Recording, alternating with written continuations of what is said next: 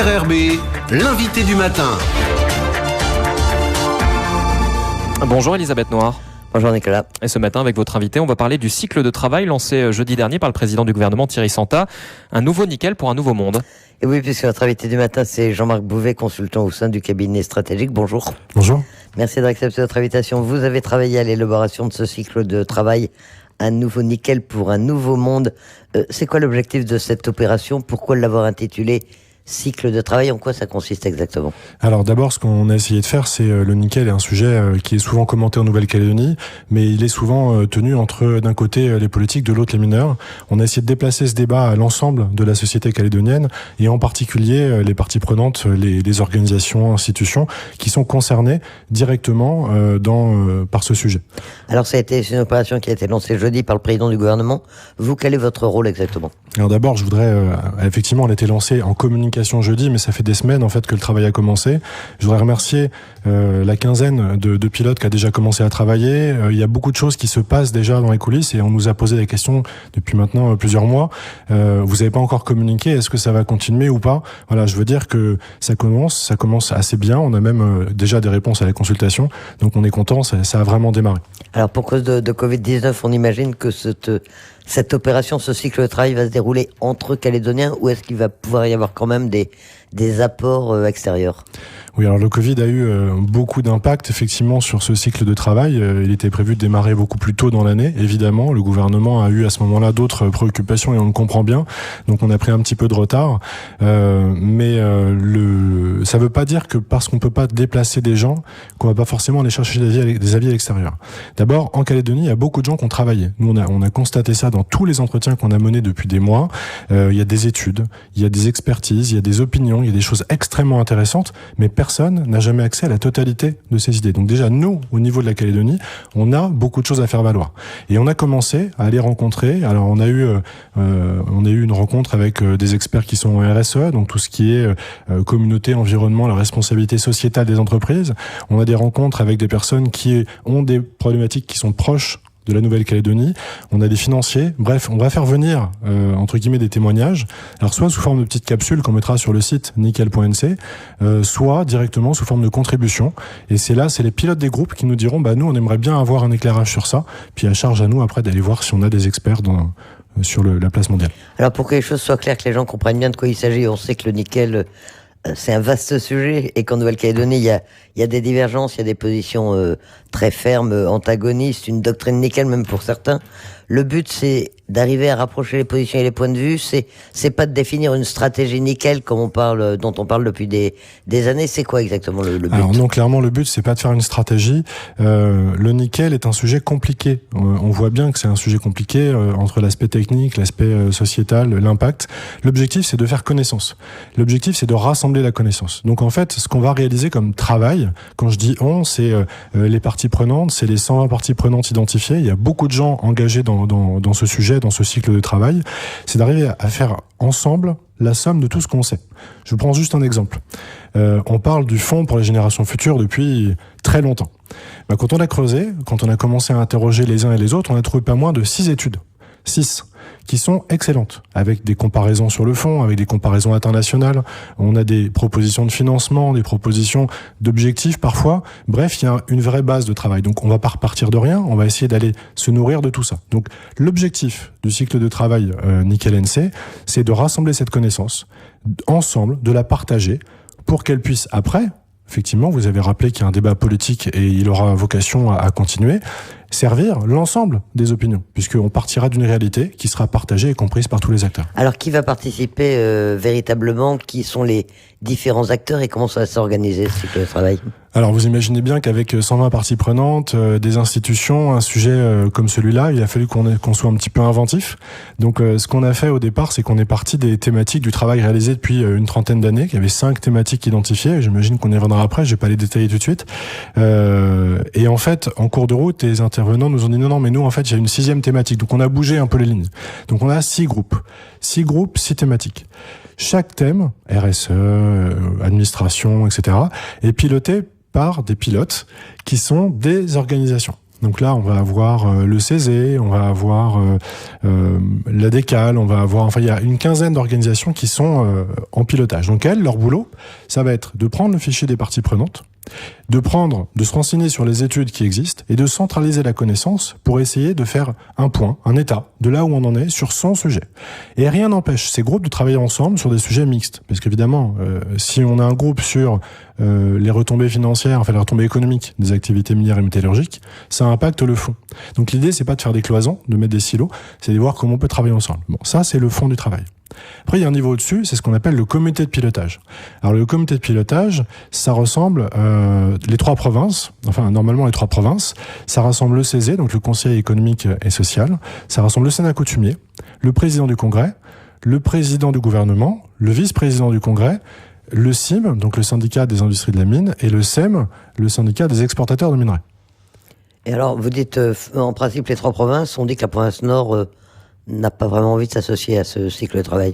Pour l'instant, effectivement, la province Nord n'a pas souhaité s'associer au travail. C'est son droit le plus strict. On ne peut pas reprocher à la province Nord. Pour des raisons politiques ou pour elle estime que c'est pas utile? Comment vous l'interprétez? Moi je sais pas du tout. Après, les motivations du président de la province Nord de pas s'engager à ce stade dans ce travail, pour moi, il n'y a pas de polémique. C'est son choix.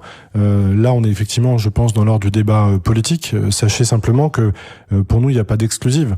L'objectif, c'est aujourd'hui, si tel ou tel acteur, telle ou telle institution ne souhaite pas s'associer, elle sera informée quand même. En l'occurrence, la province Nord a une place au comité de pilotage. Sa place lui est réservée. Elle pourra rejoindre quand elle le souhaite. Et elle sera informée des déroulés des travaux. Je tiens quand même à préciser que la province Nord est présente largement par d'autres organisations dans le cadre de ce cycle. Donc bien sûr, il ne s'agit pas d'un cycle de travail nickel sud. Ça n'aurait aucun sens. Il s'agit d'un travail qui concerne bien l'ensemble de la Nouvelle-Calédonie. Parce que justement, le nickel, on le sait, ça concerne des milliers de Calédoniens qui travaillent dans l'industrie du nickel ou qui ont un lien avec elle. C'est à eux en priorité que s'adresse ce cycle de travail, c'est aussi pour les informer? Il y a plusieurs aspects. Effectivement, il y a l'aspect information. Souvent, on entend des choses, mais on a des bribes. Là, l'idée, c'est de rassembler cette connaissance et de la rendre disponible. C'est un peu dans l'air du temps. On parle beaucoup de l'open data, de ce genre de choses. Là, on est dans cette démarche de connaissance. Il y a aussi un autre aspect, c'est le monde. On parle souvent de nos débats entre nous. Mais vous savez, dans le monde, la Nouvelle-Calédonie, aujourd'hui, elle est plutôt mal vue. Parce que produire du nickel en Nouvelle-Calédonie, c'est cher. Que on est comparé en prix à l'Indonésie ou aux Philippines. Or, évidemment, on pourra jamais lutter en termes de prix avec des pays comme ceux-là. En revanche, je pense que nous avons le nickel le plus durable du monde. Et ça se mesure, ça se valorise. Alors, on l'a vu avec récemment Vale qui discute avec Tesla. Mais aujourd'hui, le marché tourne. La Chine est en train de faire aussi commencer à amorcer ce choix-là. Alors l'un des aspects de ce cycle de travail, c'est aussi le site internet dédié, avec notamment un questionnaire. Alors il est assez simple et il s'adresse à tout le monde. Vous pouvez nous donner un petit échantillon des questions, comment les Calédoniens peuvent faire s'ils sont intéressés justement? Alors effectivement, il y a un site internet. Je tiens d'ailleurs à remercier la DTSI, les services du gouvernement. Ils ont fait un super boulot très rapide. Donc ça a été vraiment un beau travail. Bon, alors sur ce site, on va trouver plusieurs choses. D'abord, effectivement, la consultation citoyenne. L'objectif, c'était de se dire, bon, on va rassembler dans les parties prenantes des gens qui sont directement engagés ou impactés au niveau du nickel. Mais ça n'a pas de sens si on n'associe pas les Calédoniens. Et donc on a mis en ligne, donc sur nickel.nc, un questionnaire qui reprend quelques petites questions sélectionnées sur chacun des 6 thèmes sur lesquels les groupes vont travailler. Donc on va par exemple poser des questions en matière sur le fonds pour les générations futures, en matière de but, en matière de sensibilisation. Ça paraît simple, mais il faut bien commencer quelque part dans le sens où là on va essayer de dire au groupe, regardez, là, le grand public nous dit ça. On est déjà presque à une centaine de réponses en 2 jours, donc c'est bien parti. On va essayer de faire en sorte que ce débat, au-delà du débat politique, sur la connaissance de notre secteur nickel, avance. Et je pense qu'on pourra avoir, peut-être dans l'avenir, d'autres consultations comme celle-là, et continuer à consulter plus régulièrement les Calédoniens et les mettre en interface avec les gens qui travaillent dans le domaine du nickel ou pour le prochain nickel. Donc ce questionnaire, les réponses, ça va servir à alimenter aussi le débat et la connaissance des différents acteurs de ce cycle de nickel. Tout à fait. Et d'ailleurs, vous me parlez tout à l'heure du comité de pilotage. Le rôle du comité de pilotage n'est pas de diriger les travaux. Il est d'être informé en priorité de la nature des travaux. Les pilotes sont complètement libres de travailler comme ils l'entendent sur les sujets qu'ils souhaitent. Il n'y a aucune contrainte, il n'y a pas d'agenda caché. Ce qui d'ailleurs est pas évident à piloter, mais c'est plutôt intéressant.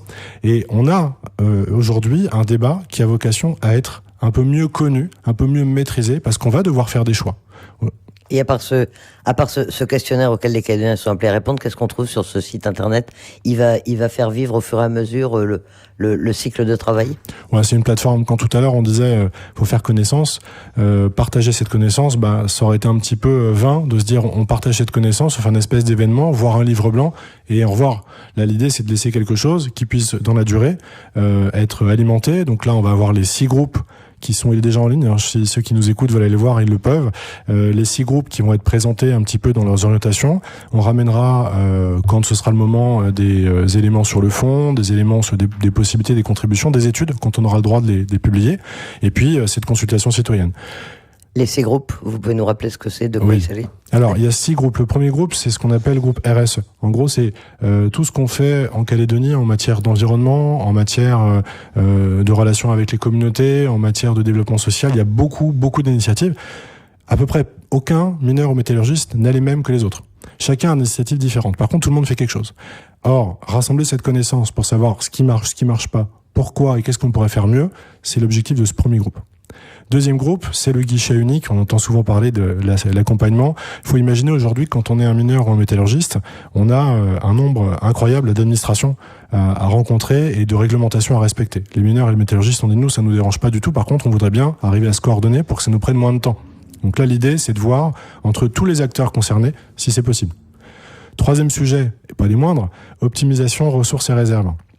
Alors, on est parti d'un constat très simple. On a posé la question à nos interlocuteurs et ils nous ont répondu des définitions différentes souvent. Donc en fait là, dans ce groupe-là, le premier objectif, ça va être de dire, quand on parle de ressources, on parle de quoi ? Quand on parle de réserve, on parle de quoi ? Et optimiser, ça veut dire qu'on optimise dans quel sens ? Les populations, le bénéfice, de quoi on parle ? Une fois qu'on aura ces termes, là, pour le coup, après le débat qui s'en suivra, qui pourrait être beaucoup plus politique, sera plus intéressant parce que les gens auront de quoi voir venir. Quatrième sujet, moi je l'aime beaucoup, il peut paraître un petit peu plus confidentiel, c'est le développement des compétences. En Nouvelle-Calédonie, on a depuis longtemps une tradition de développement des compétences, de formation qui s'est développée. Mais là, la mine est en train de changer. L'exploitation de la mine est en train de changer. Il y a des nouveaux métiers qui arrivent. Pas que chez nous, dans le monde entier. Est-ce que nous, aujourd'hui, déjà on est au niveau des compétences dont on a besoin, ça c'est le premier état des lieux, et est-ce qu'il n'y a pas une possibilité de développer quelque chose qui fasse excellence dans le monde? Ça veut dire peut-être un partenariat, ça peut être une vision à longue durée, mais là il y a la possibilité de miser sur les Calédoniens. Tout à l'heure vous me posiez la question, là on parle des jeunes, on parle de ceux qui vont rentrer dans l'emploi. Est-ce que ces nouveaux métiers-là, nous on est capable de les pourvoir et de développer une filière un petit peu d'excellence? 2 derniers sujets, le Fonds pour la génération future et les retombées économiques, ils sont liés mais ils sont pas uniquement liés. Simplement une anecdote sur les retombées économiques. On a rencontré beaucoup d'acteurs, comme je vous le disais. On leur a posé la question aujourd'hui, les retombées économiques des activités minières et métallurgistes. Alors, c'est quoi? C'est bien, c'est pas bien? Et on a eu 3 types de réponses. Premier type de réponse, c'était c'est incroyable, qu'est-ce qu'on peut avoir comme contribution de ce point de vue-là? Bon, ça, c'est plutôt les mineurs qui disent ça. Puis après, de l'autre côté, on avait ceux qui disent non, mais en fait, rien du tout. Ils font exactement pour eux. On est le pays qui a le moins de contributions de ce point de vue-là. Et puis au milieu, ceux qui disaient, non, mais c'est comme n'importe quelle entreprise. Donc nous, riches de ça, on s'est dit, dans le respect du principe de neutralité du process, qu'on allait simplement creuser ce sujet-là et dire, allons-y, posons les études sur la table, parce que les études, il y en a 3, par exemple, mais elles ne sont pas partagées. Alors maintenant, quel est le calendrier de ce cycle de travail? Ça a été lancé la semaine dernière. Comment ça va se passer? Et quand est-ce que ça va se terminer? Quand est-ce qu'il y aura les conclusions éventuellement? Alors normalement, la conclusion de cette première phase de travail est prévue à la fin de l'année. Probablement début décembre, ça va dépendre évidemment du calendrier un petit peu institutionnel, forcément, on est impacté par ça. Les groupes ont déjà commencé à travailler, ils ont déjà commencé à consulter des parties prenantes, l'enquête est déjà partie, donc ça peut être court, ça peut être un petit peu rapide, mais on verra où on en est à ce moment-là, il n'y a pas d'agenda caché. L'objectif c'est de dire ok, faisons ensemble ce travail, utilisons ces semaines de travail pour voir où on en est, et puis à la fin de l'année on fera un point. Et issu de ce point, le COPIL ou les autres parties prenantes diront nous on a envie de faire ça, ou quand non c'est bon on arrête, on a ce qu'il faut. Comme technicien, entre guillemets, vous êtes plutôt confiant, vous avez l'impression que ça a pris cette démarche, que les partenaires sont intéressés? Il s'est passé un truc très marrant, c'est que quand on a démarré, on a pris notre bâton de pèlerin avec Corinne Buffnoir qui représente le cabinet du gouvernement, donc nous pour la partie technique si je puis dire, et on est arrivé chez les gens qui nous regardaient avec un œil un peu abusé, du genre on nous l'a déjà fait quoi. Quelqu'un qui va nous voir sur le nickel, etc. Votre truc marchera pas, ça fera pchit. Bon, ok. On a continué. Et puis après, ça a commencé à marcher, on a commencé à avoir des décisions de mise en place, et là ils se sont dit mais en fait vous allez vraiment le faire. Et là maintenant que c'est parti, j'ai même eu une personne qui est un directeur d'une grande administration qui est venu me voir la semaine dernière et qui me dit mais alors ça y est, c'est parti. Ah bon, ça c'est bien. Donc il y a une attente. Je sais pas où on va aller, je suis pas devin, j'ai pas de don médium. Ce que je sais, c'est qu'il y a un besoin de partager ce débat. Le nickel, c'est un bien commun, tout le monde le dit, d'ailleurs le politique aussi. Mais pour que ce bien commun soit réellement commun, il faut qu'on mette tout en commun, y compris la connaissance. Et après, on pourra faire ensemble des bons choix. Vous nous rappelez l'adresse du site si les Calédoniens sont intéressés, veulent y aller? Alors l'adresse du site est très simple, c'est nickel, nickel.nc, et tout est expliqué dessus. C'est effectivement très simple. Jean-Marc Bouvet, merci d'avoir accepté notre invitation ce matin. Merci à vous.